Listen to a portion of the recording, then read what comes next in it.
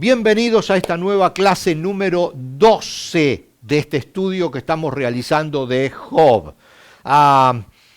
Como recién comentaba al grupo, clase número 12. Eso quiere decir que son 6 horas, con la clase de hoy, van a ser 6 horas que estamos estudiando este apasionante libro de Job.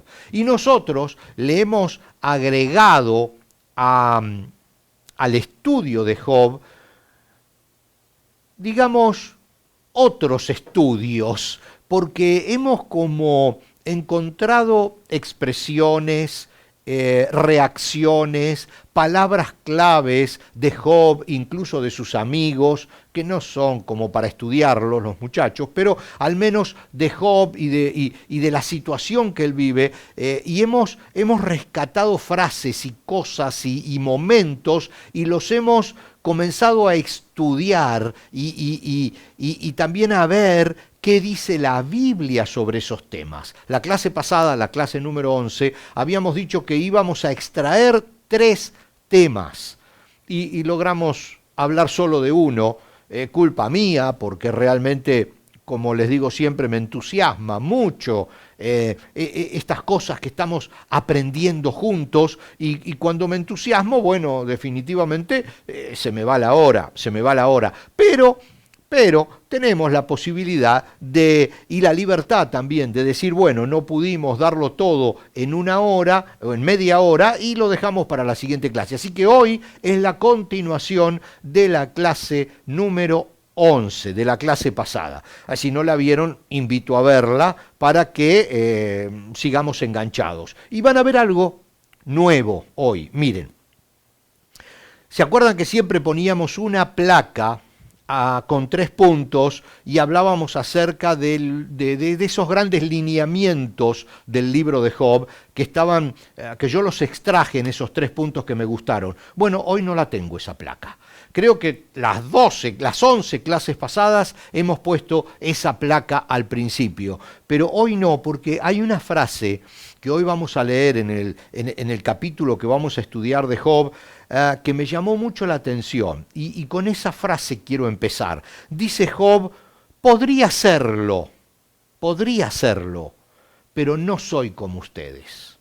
Le dice Job a sus amigos, a esos amigos que lo estaban acosando, que lo estaban presionando, lastimando con palabras. ¿Se acuerdan que incluso dijimos que le estaban haciendo bullying directamente? Y esta frase Job dice en un momento, yo me lo imagino pobre, en medio del dolor, en medio del sufrimiento, de la pérdida de sus hijos y de todo lo que tenía y del dolor de sus llagas y heridas en su cuerpo.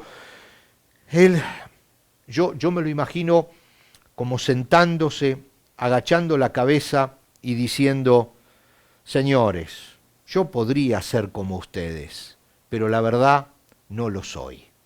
Podría ser, tendría la libertad porque tendría derecho a sentirme mal por todo lo que me está pasando, pero no soy como ustedes.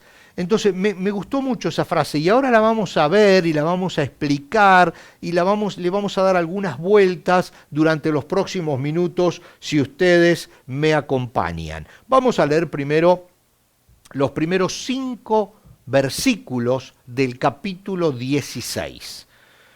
Dice que en este capítulo comienza Job a descargarse, comienza a hablar luego de que sus amigos lo hayan herido, ya no le encuentro palabras, lo hayan acosado, manoseado, lastimado, etcétera. Todo lo que esa gente podría hacer con palabras para lastimarlo lo habían hecho. Entonces ahora Job dice, entonces Job volvió a hablar. Ya escuché todo esto antes, les dice a sus amigos, porque la verdad que lo que hacían era repetir las mismas cosas para intentar lastimarlo. Dice, ¿qué consejeros tan miserables son ustedes? La verdad que sí, definitivamente eran unos miserables los llamados amigos de Job. Nunca dejarán de decir más que palabrería. ¿Qué los mueve, decía Job, a seguir hablando? Y eso es lo que nosotros también nos preguntamos. ¿Qué mueve a una persona a lastimar con palabras a otras? Pero bueno, si ustedes estuvieran en mi lugar, yo podría decir lo mismo. Dice, si ustedes estarían lastimados, volteados, heridos, si ustedes hubieran perdido todo, yo podría decir lo mismo. Dice, podría lanzar críticas y menear mi cabeza ante ustedes. Sin embargo, yo les daría palabras de ánimo. Intentaría aliviar su dolor. Y luego en el 16 y 17 dice, mis ojos están enrojecidos de tanto llorar. Los rodean sombras oscuras. Sin embargo, no he hecho nada malo y mi oración es pura. Yo podría comportarme como se están comportando ustedes, pero no, yo trataría de darles palabra para aliviarles el sufrimiento y no para causarles más sufrimientos. Una gran enseñanza que nos está dejando Job, porque a veces sin quererlo también nosotros podemos herir, y digo sin quererlo, podemos herir a las personas que nos rodean. Terrible sería que nosotros hiramos a las personas, lastimemos a las personas deseando hacerlo. Eso sería terrible. Pero yo me adhiero a estas palabras de Job que dice, sí, uno podría lastimar a la gente con sus palabras, pero no voy a hacer eso, nunca. Si yo estuviera en el lugar de privilegio que están ustedes, le dice a sus amigos, yo no los lastimaría, yo les daría palabra de ánimo para tratar de fortalecerlos, trataría de extenderles una mano. Vamos a leer también Job 16, siempre el mismo capítulo 16, los versos 19 al 21 que dice, ahora mismo mi testigo está en el cielo, mi abogado, y acá entramos ya al tema de hoy, está en las alturas. Mis amigos me desprecian y derramo mis lágrimas ante Dios. Necesito un mediador entre Dios y yo, como una persona que intercede entre amigos. Y acá tocamos las dos palabras que vamos a manejar hoy como el principal tema de la noche. En realidad vamos a tener dos temas, pero este es el número uno. Mi abogado está en las alturas. Está resaltado, como ustedes lo ven en pantalla. Y luego dice, necesito un mediador. Allá está nuestro tema, ahí está nuestro tema. Vamos a tratar de desarrollarlo basado en esto que dice Job. El tema entonces dijimos, mediador. Necesito un mediador entre Dios y yo, dice Job. Hay un diccionario bíblico cristiano que dice, en su sentido bíblico, estoy leyendo textual, lo tienen en pantalla, el mediador es aquella persona que interviene entre Dios y el hombre con el fin de comunicar la mente de Dios al hombre y con el fin de representar al hombre ante Dios, doble camino, intercediendo por su causa.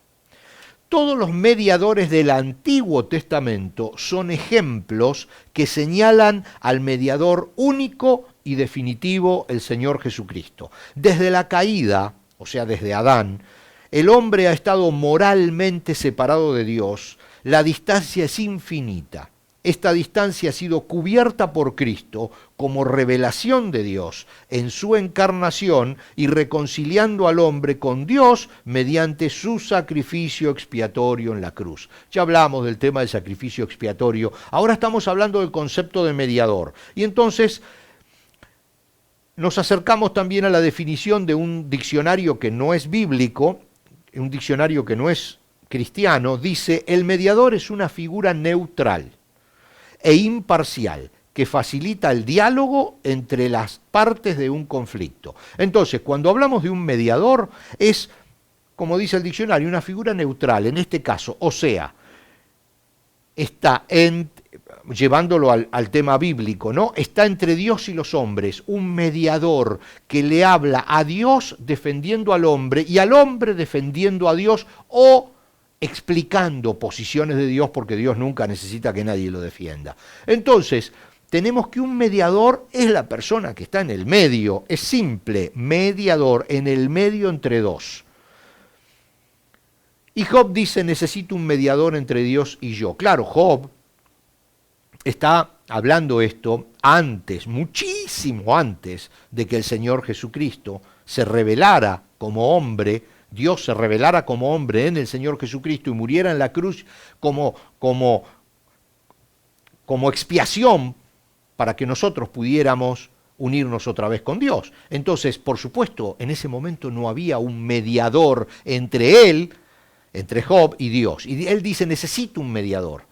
Primera de Timoteo 2, 5 y 6, voy a leer la versión antigua, yo sé que muchos de ustedes conocen este pasaje más por esta versión Reina de Valera 60 que por las versiones modernas. Dice, porque hay un solo Dios, dice el apóstol Pablo a su discípulo Timoteo, porque hay un solo Dios, Timoteo, y un solo mediador entre Dios y los hombres, Jesucristo hombre, el cual se dio a sí mismo en rescate por todos. En la Biblia entonces encontramos que el mismo mediador interviene en dos conflictos.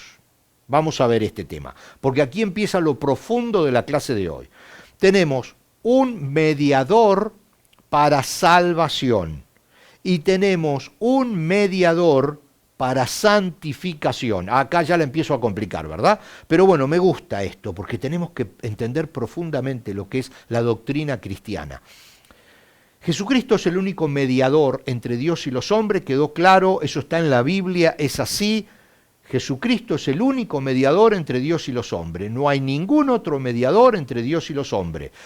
Dios puso a Jesucristo como mediador entre Él y nosotros. Ahora, la salvación es un momento, un momento. La santificación es una etapa. Es un tiempo que comienza con la salvación y se va a completar cuando nosotros nos encontremos cara a cara con Cristo. Entonces, la salvación es un momento, la santificación es un tiempo, pero el mediador sigue siendo el mismo para los dos tiempos, momentos. Vamos a ver este asunto. Cristo es nuestro sumo sacerdote, o sea, nuestro gran mediador para salvación, o sea, para el momento en que dejamos de ser simplemente criaturas de Dios y nos convertimos en hijos de Dios. Ese único momento es eterno. Una vez que se da, no se vuelve a dar más. Una vez que tú eres hijo de Dios, vas a seguir siendo hijo de Dios siempre. Dice Hebreos 4, 14 al 16 dice, por lo tanto, ya que tenemos un gran sumo sacerdote que entró en el cielo, Jesús, el Hijo de Dios, aferrémonos a lo que creemos. Nuestro sumo sacerdote comprende nuestras debilidades porque enfrentó todas y cada una de las pruebas que enfrentamos nosotros, sin embargo, él nunca pecó. Y sigue diciendo el escritor de Hebreos, así que acerquémonos con toda confianza al trono de la gracia de nuestro Dios y allí recibiremos su misericordia y encontraremos la gracia que nos ayudará cuando más la necesitamos. Cristo es eternamente nuestro mediador para salvación. Recién leímos que es nuestro mediador, ahora es nuestro mediador para salvación eternamente. A diferencia de los demás sumos sacerdotes, Hebreos 7:27, esto es clave, a diferencia de los demás sumos sacerdotes, está hablando a los hebreos, está hablando al pueblo de Israel, está hablando a esos hombres y mujeres que necesitaban un sumo sacerdote para que sacrificara por ellos un animalito, para que ellos pudieran acercarse a Dios por unos instantes. Entonces dice, a diferencia de los otros sumos sacerdotes, Cristo no tiene necesidad de ofrecer sacrificios cada día. Dice, ellos, los otros, los ofrecían primero por sus propios pecados. El sumo sacerdote en el Antiguo Testamento ofrecía primero el sacrificio por sus propios pecados, dice, y luego por los del pueblo. Dice, sin embargo, Jesús lo hizo una sola vez y para siempre, cuando se ofreció a sí mismo como sacrificio por los pecados del pueblo. ¿Por qué? Porque era el sacrificio perfecto y el sumo sacerdote perfecto. Las dos cosas. Entonces con una sola vez bastaba. Y sigue diciendo, Cristo es eternamente el sacrificio perfecto para la salvación. Quiere decir que es perfecto y eso se traslada siempre a la eternidad. Hebreos 9, 11, 15, todo el libro de Hebreos explica esta relación entre lo que se hacía en el pueblo de Israel en la antigüedad y cómo Cristo viene a cerrar ese periodo, abrir un nuevo periodo con él mismo como bisagra entre un periodo y otro. Hebreos 9, 11 y 15 dice, entonces Cristo ahora ha llegado a ser el sumo sacerdote sobre todas las cosas buenas que han venido. Dice, él entró en ese tabernáculo superior, el más perfecto que está en el cielo. El tabernáculo era la carpa convertida en iglesia que llevaban por el desierto los israelitas, dice, pero no entró en ese tabernáculo, en ese templo fabricado por los hombres. Cristo entró en el cielo a sacrificar, y él mismo fue el sacrificio. Entonces dice, el cual, ese tabernáculo que es el cielo, ese templo que es el cielo, no fue hecho por manos humanas, ni forma parte del mundo creado. Con su propia sangre, no con la sangre de cabras ni becerros, entró en el lugar santísimo una sola vez y para siempre, y aseguró nuestra redención eterna. Bajo el sistema antiguo, sigue explicando, y ya vamos a terminar esta partecita, bajo el sistema antiguo, la sangre de cabras y toros y las cenizas de una novilla podían limpiar el cuerpo de las personas que estaban ceremonialmente impuras. Está explicando. Imagínense cuánto más la sangre de Cristo nos purificará la conciencia de acciones pecaminosas para que adoremos al Dios viviente. Pues por el poder del Espíritu Eterno, Cristo se ofreció a sí mismo a Dios como sacrificio perfecto por nuestros pecados. Por eso, Él es el mediador. Y aquí llegamos otra vez a Job, que dice, necesito un mediador. Entonces dice, por eso Él es el mediador de un nuevo pacto entre Dios y la gente, para que todos los que son llamados puedan recibir la herencia eterna que Dios ha prometido. Pues Cristo murió para librarlos del castigo por los pecados que habían cometido bajo ese primer pacto. Entonces, vamos a terminar aquí esta primera etapa y seguimos rápido con la segunda. Acá nos encontramos con que Job dice necesito un mediador. Mucho tiempo después llega ese mediador enviado por Dios. Él mismo en realidad, Jesucristo. Se entrega, sufre, muere y resucita, siendo sumo sacerdote y sacrificio a la vez, reemplazando todos los sacrificios que se hacían en la antigüedad y todos los que se podrían hacer en el futuro. Él es el sacrificio perfecto y eterno. Por eso, cuando Job dice necesito un sacrificio, necesito un mediador, ese mediador llega. Ese mediador se llama Jesucristo. Jesucristo hombre, el cual sufre, resucita y se convierte en el mediador eterno para salvación. No hace falta otro. Él es el mediador para salvación. Y ahora vamos a pasar rápido, pero lo voy a dejar así porque vamos a parar un minuto.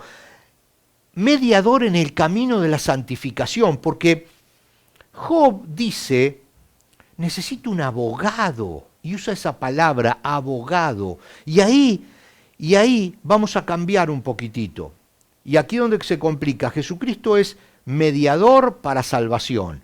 Eterna, su mediación es eterna y es perfecta. ¿Por qué es perfecta? Es eterna.